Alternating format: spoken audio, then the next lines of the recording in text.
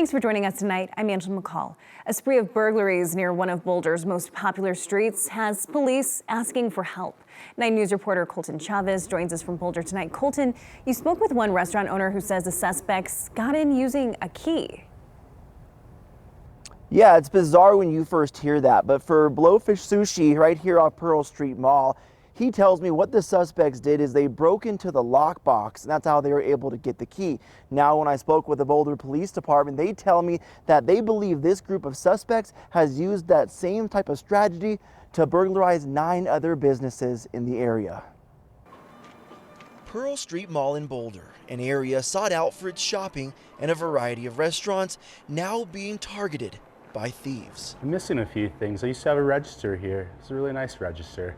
Curtis Gardner says his restaurant, Blowfish Sushi, was burglarized after someone broke into his lockbox where they found the key. Here they unlocked the door, came in, ripped away my register, took a bunch of, empty gift cards, and then took off. The Boulder Police Department says the suspects have broken into 9 other businesses off Pearl Street or Arapahoe Avenue. Gardner says after ripping out the cash register, one suspect came back in, but this time, when they came back in, Joker was wearing a cowboy hat. Separate surveillance video shows the 3 men suspected of the crime spree. Boulder police described them as whiter Latino, around 5'10", all wearing hoodies. Both police and Blowfish Sushi are asking for the public's help. My margins are really tight. I buy the best ingredients I can get, not the cheapest, and $500, that's a big block of tuna. Gardner says owning local means each dollar counts. It's like a violation, And Gardner says because of this, right now, all they're able to do is accept credit card payments. As he says, they wait for that register to be delivered to the store. Now, as for the Boulder Police Department, they say if you know any information about these suspects, you are encouraged to reach out. Of course, I have all that information in this story on our website at 9news.com. Live in Boulder tonight, Colton Chavez, 9 News. It was a chilly start to our day, especially for people participating in those early morning turkey trots, but the sun did help us warm up just a little bit today and great conditions for some last minute travel on the road. Let's bring in Weather Impact Team meteorologist Lauren Robinson now for a look at your forecast. A pretty good Thanksgiving overall. I mean, you had to bundle up, though, for backyard football for sure.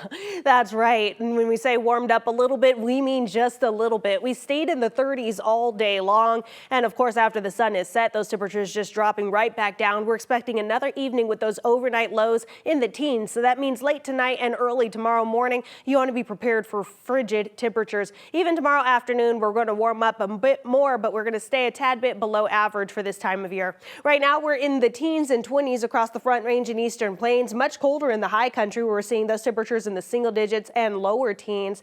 And we're going to see those 30s across the western slope, 33 right now in Grand Junction. But as we take a look at our live radar, we don't have a whole lot happening over Colorado, and that's because after that storm has passed and now pushing through the east coast, we're seeing a ridge of high pressure follow behind it. So that means we're going to see daily sunshine and temperatures starting to rise a bit more each day. So coming up in my full 7-day forecast, we're going to talk a bit more about the very cold temperatures expected tonight. We're going to talk about that sunshine sticking around and the warmer weather ahead. I'll have all of those details for you just ahead.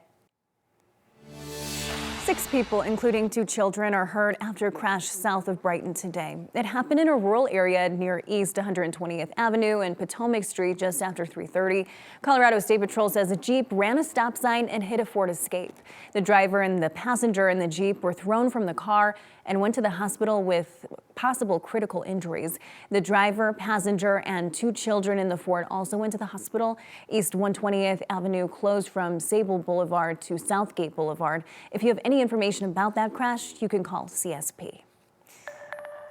A teen who shot and killed another teen selling vape pens in Denver will spend years at a youth prison. Brandon Sandoval killed 16-year-old Aaliyah Cortez in January of 2023. Sandoval was 17 at the time. Cortez was with her sister driving through Denver's Montbello neighborhood trying to sell vape pens. Court documents show Sandoval walked up to the car window and pointed a gun. Cortez and her sister threw the vape pens out of the window and tried to drive away, but they lost traction on the ice when Sandoval reached into the car window. That's when a fight broke out and he fired a weapon.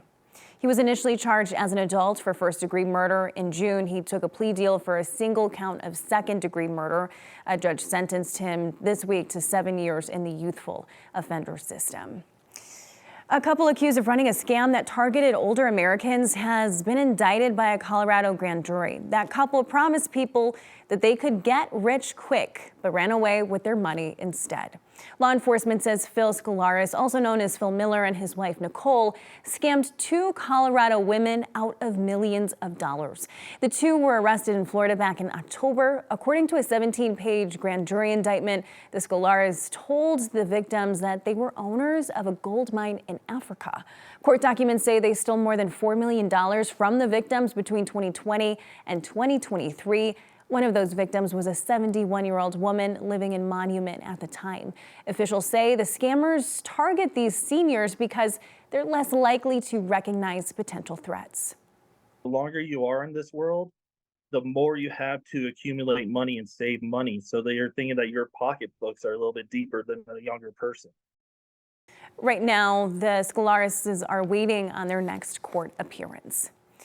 The Federal Trade Commission is changing its rules for tech support phone scams to try and protect older Americans. The FTC voted to extend their telemarketing sales rule to make it easier to protect people who are tricked into paying bogus technical support companies. The changes will include calls made by people to companies pitching tech support services through advertisements or direct mail solicitations.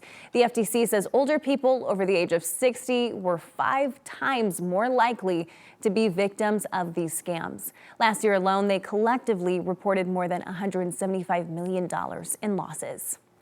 Pro-Palestinian demonstrators caused a brief disruption at today's Macy's Thanksgiving Day parade. New York City police say they arrested 21 people after protesters jumped barricades and sat down on the parade route. They chanted "Free Palestine" as a giant Ronald McDonald balloon towered over them. People protesting Israel's war in Gaza also interrupted the parade last year. Now, despite that interruption, the parade went on without a hitch, even with some drenching rain.